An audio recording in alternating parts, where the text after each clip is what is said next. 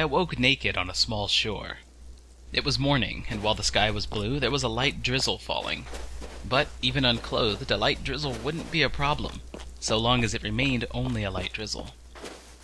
But the rain was the least of my worries. I was feeling dehydrated and getting hungry.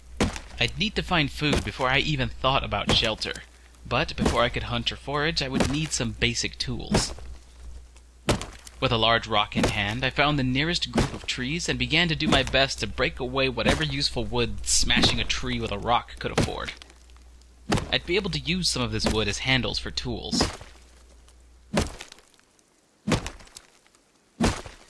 As I worked quickly as possible, I heard explosions in the distance.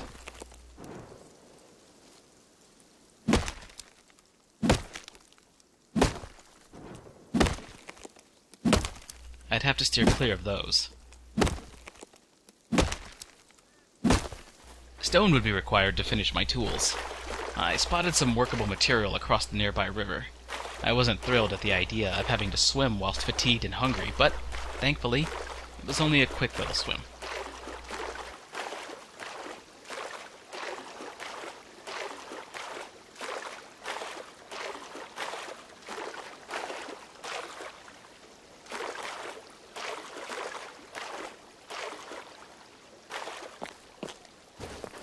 This large stone was solid, through and through with workable material. But bashing a rock against a rock to chip away rock was, to say the least, not ideal. Along with a stone hatchet for chopping wood, I'd need to hurry and craft a stone pickaxe, so I wouldn't spend so much time doing this with other stones later.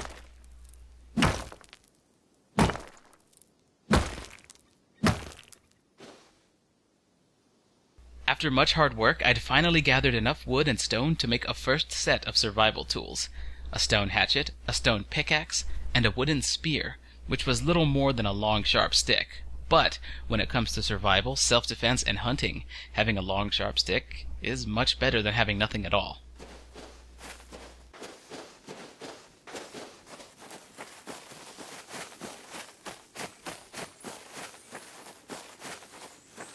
Before I could finish crafting my gear, I saw someone, another survivor, out of the corner of my eye. They hadn't noticed me. Best to keep it that way.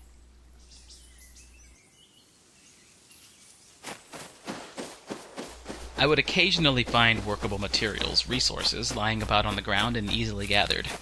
I'd try to take advantage of these as much as possible.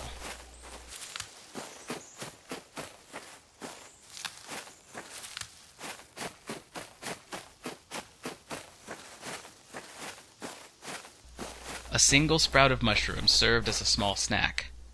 It wouldn't sustain me for long, but it would buy me a little more time before starvation became a lethal threat.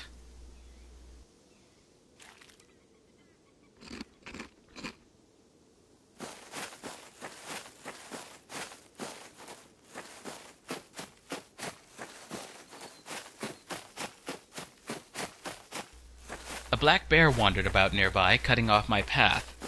I'd have to continue my search for food elsewhere, as a wooden spear would afford no protection against a bear.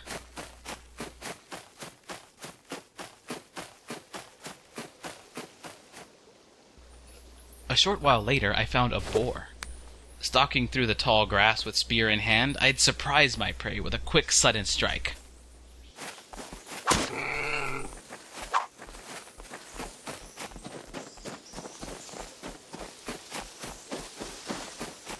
The boar proved evasive, though, and a surprisingly fast swimmer.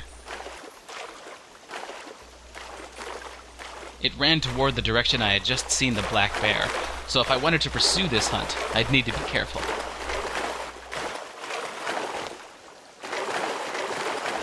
The boar settled down after it had gained a little bit of distance. I took this opportunity to attempt to throw my hatchet. It was a skill I'd need to work on.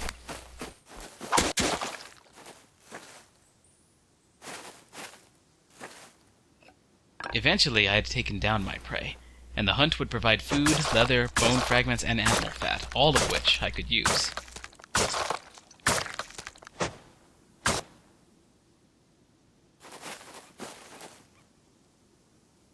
Now that I had found food, my priorities had shifted. Hungry as I wasn't threatened by starvation just yet. I could cook the food later. For now, I had to gather more materials while there was still daylight. But another black bear had other plans. As I was chopping some wood, this powerful predator came charging at me. It swiped a massive paw at me, and its claws rended my flesh. I could not outrun a bear, and my only desperate chance was the nearby water. Thankfully, the black bear was rather timid about having to swim for its hunt. I was surprised, given the boar's behavior earlier.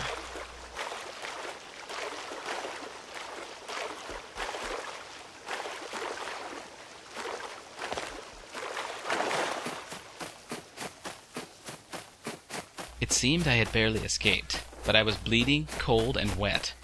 I'd need to eat, immediately, and hope a bit of rest and food would rejuvenate me enough to keep going. I set up a campfire snug up against some nearby rocks, hoping the rocks would hide me from view of other survivors who might be looking for an easy mark.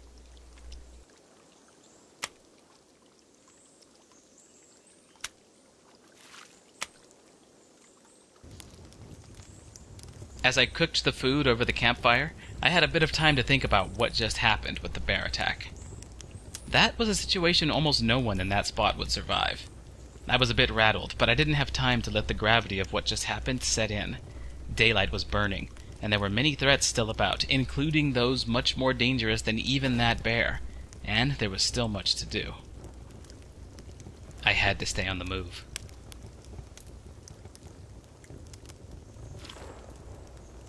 So I ate the cooked food, and lots of it. I needed as many calories as I could get to keep going. And thankfully, while the bear's swipe was strong, its claws didn't cut deep.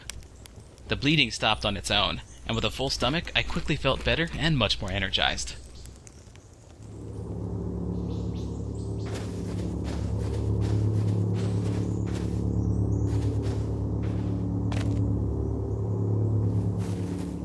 A supply plane flew overhead. I couldn't hope to claim whatever supplies it would drop, so I simply harvested some resources.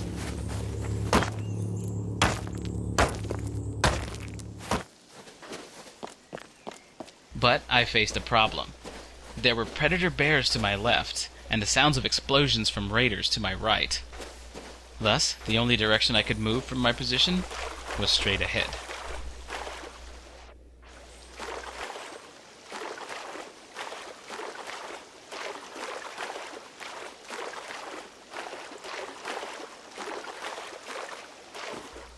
I spotted a building with smoke rising from its smokestacks. The building was fairly large. It seemed some survivors were not merely surviving here. They were thriving.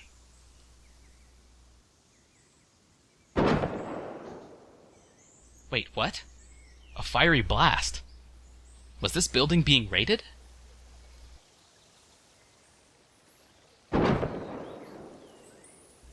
I should have left immediately, but there was a deer and a boar nearby. Now, I couldn't possibly keep up with the deer on foot, and I had no ranged weapon to hunt the deer, but the boar could be easy prey, if I dared move in the direction of that building where survivors were discharging explosives. I learned from my previous hunt not to let the boar get up to a running pace, so this hunt had to be quick.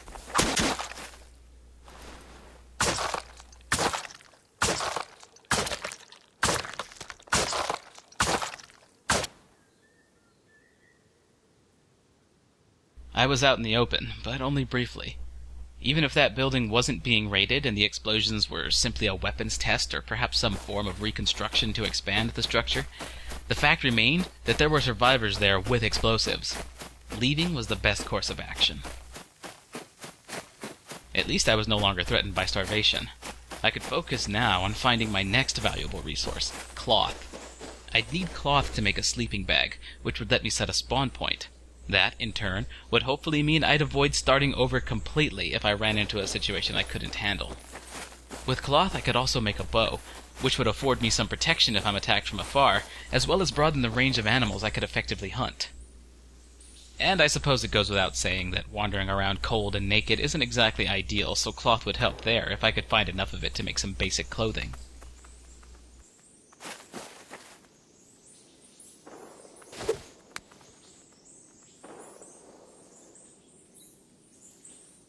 heard someone walk about nearby.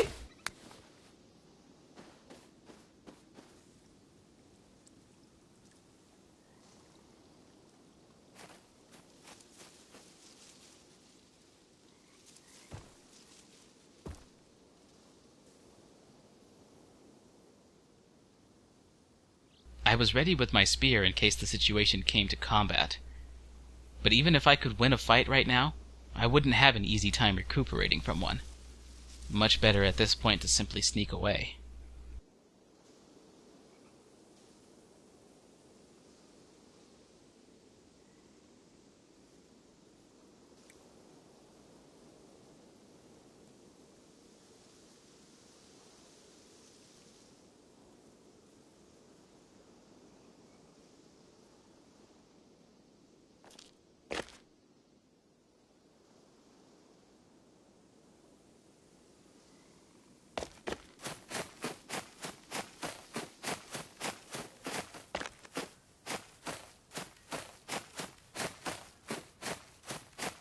Still on the lookout for cloth, I'd scale a nearby mountain to take advantage of a view from great height. With more information about my surroundings, I could better plan my next move.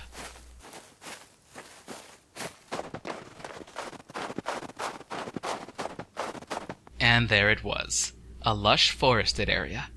Plenty of room to hide, and hopefully lots of wildlife and resources. It would be difficult for other survivors to spot me from a distance thanks to all the natural cover. By this point, I had searched a long time for cloth, and still hadn't found any.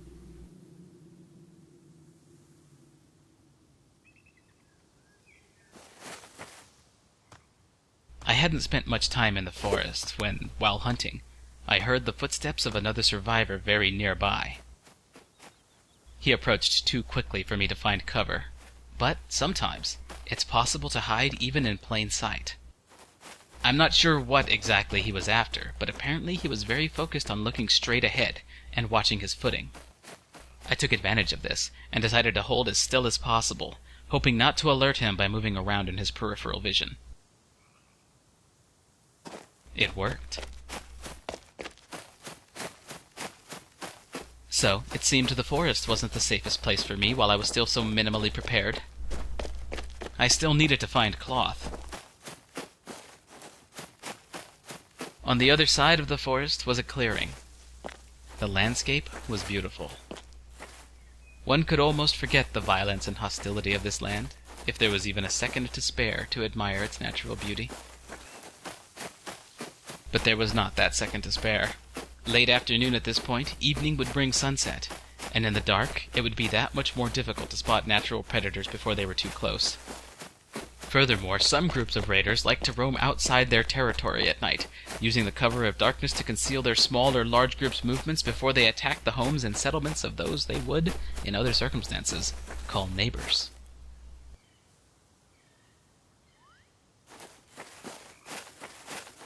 There was much to do before nightfall. Further out in the clearing, after much searching, I found what I needed. These difficult-to-spot plants provided hemp fibers that would serve as useful cloth.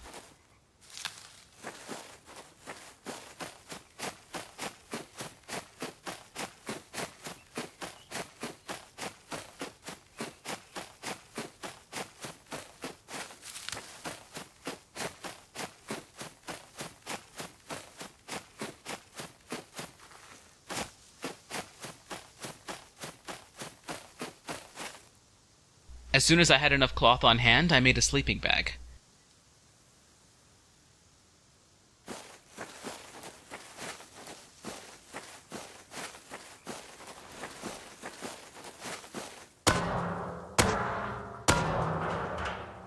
In a pair of nearby barrels, I found some useful supplies, including a bottle of fresh water. With this bottle on hand, I'd not have to worry about dehydration for a while now, and I could refill the bottle any time I came across fresh water elsewhere.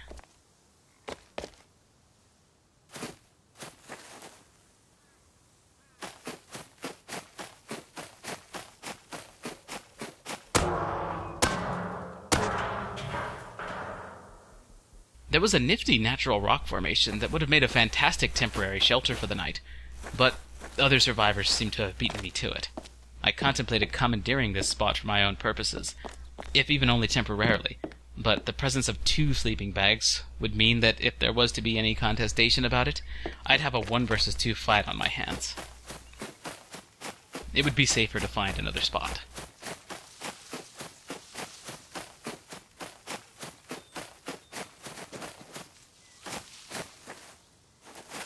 I made for the shoreline.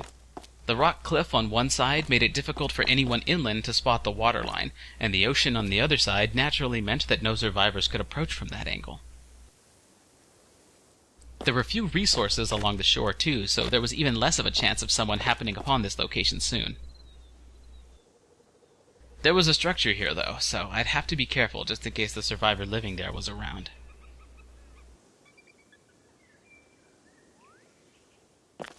I got out of direct line of sight of that little building and set up my sleeping bag under a small bush. It would be less likely to be spotted that way. But sleeping bags are surprisingly durable, so unless a survivor has a specific reason for going through the trouble of destroying one, most survivors tend to leave them alone anyway. But you can't be too safe, especially with the sun setting. I would also need to set up some temporary storage boxes. In this first box, intentionally placed nearby but not with my sleeping bag, I stored items I would consider absolutely essential in the immediate situation.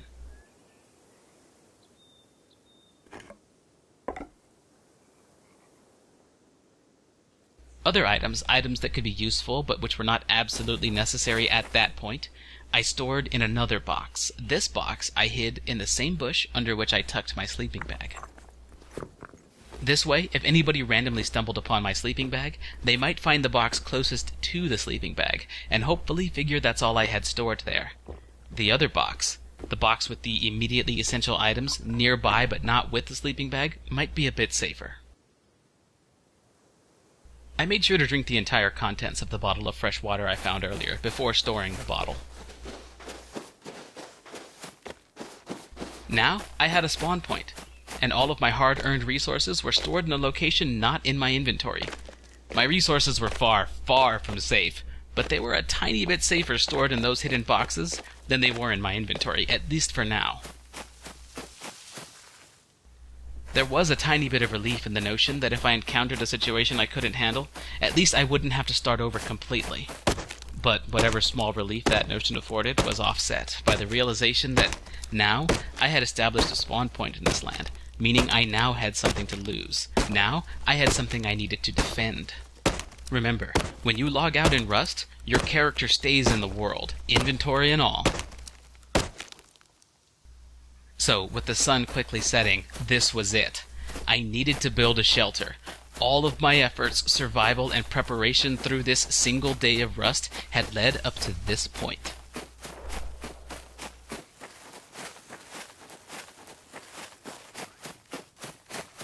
There was very little time before nightfall, and I probably didn't have enough wood and stone to build even a small building that could serve as viable shelter and protection. I took the only course of action I could. Use the very little remaining daylight before nightfall to quickly collect as much wood and stone as possible. In the distance, explosions could be heard.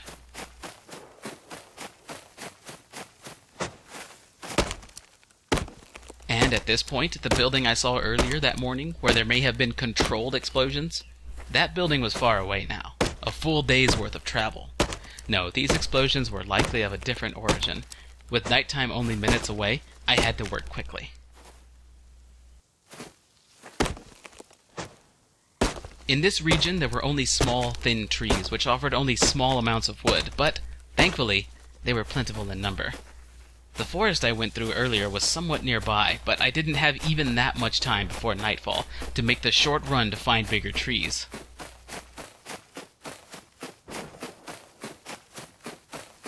What was nearby would have to do.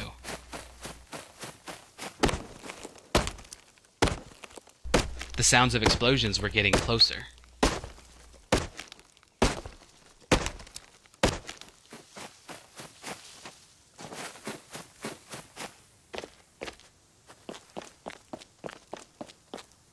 The sun had set over the horizon, or at least over the mountain to the west, but there was still the barest hint of sunlight in the sky.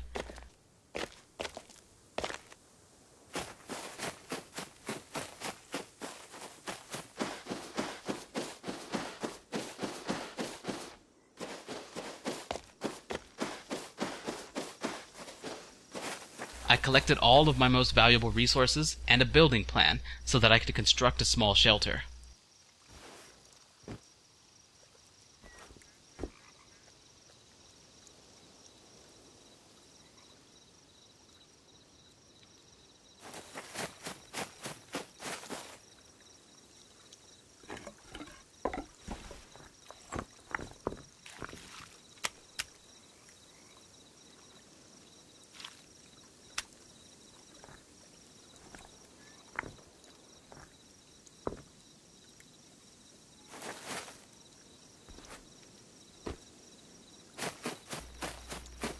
On my way up the rocks, a wooden arrow struck me in the shoulder.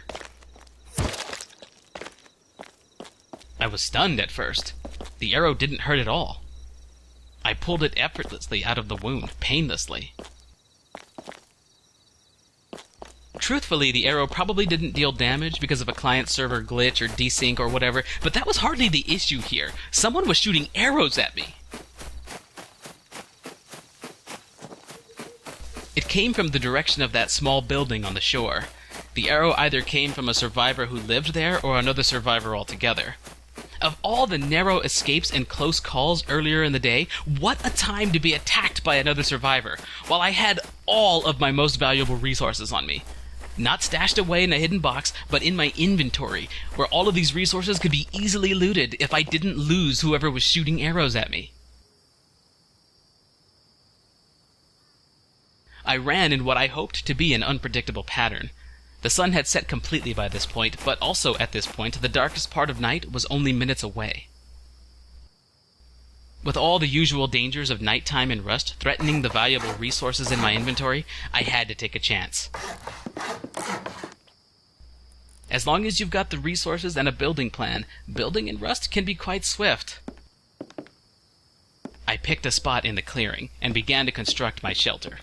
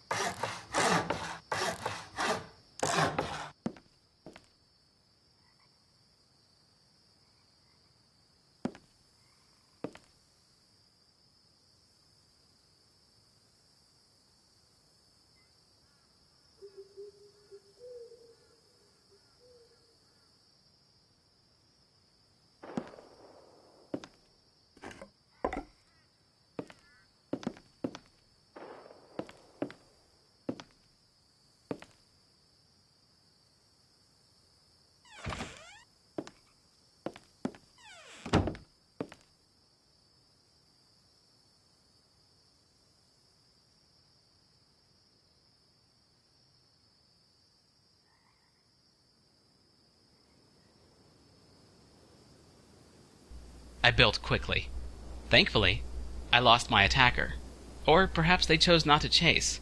Either way, I was free of the trouble of the wooden arrow itself and the source of the arrow.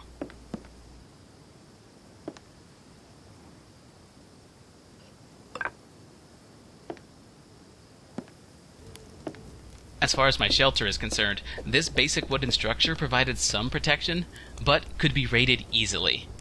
The walls needed fortification. By light of campfire and hammer in hand, I used the stone I had gathered to strengthen the walls.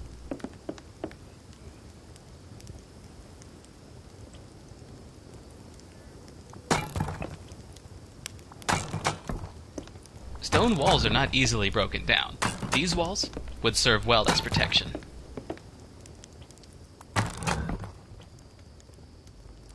I didn't have enough stone to upgrade all the walls, the floor, and the ceiling, so I used most of the wood I had left to upgrade what I couldn't fortify with stone. Though still made of wood, these upgraded wooden walls and floors also serve as limited but still decent protection. They could be upgraded to stone later.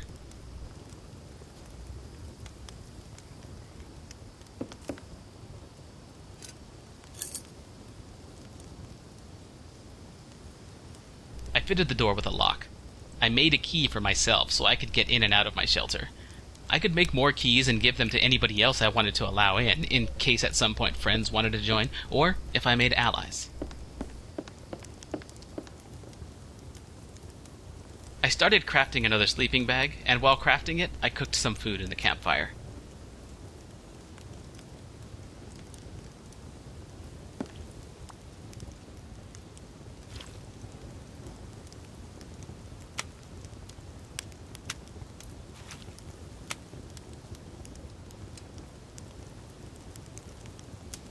With this second sleeping bag, I'd now have 2 spawn points, this one much more secure than the other.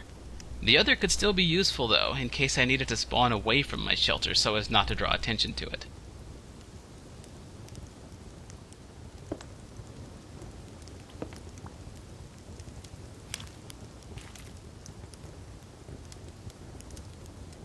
Another storage box would let me keep valuable resources safe.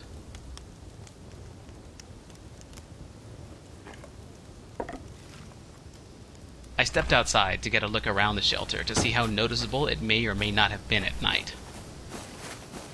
A tiny bit of smoke could be seen rising from the campfire within. Mostly, though, the shelter seemed to be rather unnoticeable. Except I discovered for the back wall. Holes in the wooden boards made the light inside quite noticeable. I'd have to upgrade that wall to stone as soon as possible. And, of course, I needed to upgrade the ceiling. But, for now, the shelter stood, warm and cozy, the result of a hard rust day's work. I had avoided raiders, survived a bear attack, stealthed my way past multiple other survivors, gathered valuable resources, scavenged and hunted for food and water, been freed of that whole being shot at with a wooden arrow trouble, made a shelter in time to be safe during the night, and traveled a full day's distance through plains, across rivers, over a mountain, through a forest, and into a clearing by the shore since waking up hungry, thirsty, naked, and without tools or resources on that faraway shore in the rain that very morning. And after it all, there I was, late in the night, with a small, warm campfire, and enough food for the night and possibly most of the next day.